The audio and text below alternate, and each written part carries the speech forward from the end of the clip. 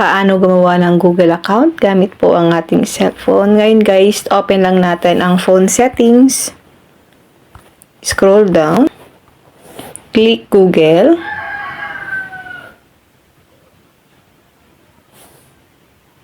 Click natin yung Google account natin. Click Add Another Account. Click natin ang Google.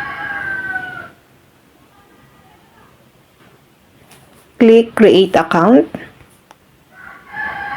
Click For My Personal Use. Dito, ilagay lang po natin dito guys yung first name at yung last name natin. Yung last name po optional.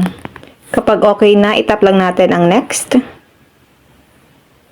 Dito, ilagay lang natin yung birthday at yung gender natin. Halimbawa, kung kailan ko yung pinanganak at kung ano yung gender nyo. And kapag nailagay natin, tap na po natin ang next. Dito guys, create an email address. Pwede nyo pong gamitin yung mga nandito na siya guys. So, hindi na kayo mag-create ng email address. Or, pwede po kayong gumawa ng create your own Gmail address.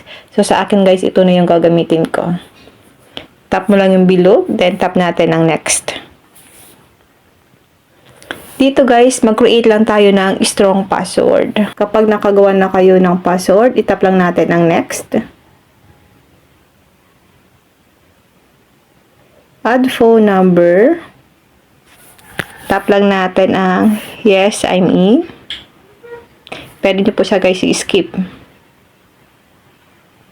Tap next. Privacy and terms, scroll down lang natin. Tap lang natin ang I agree.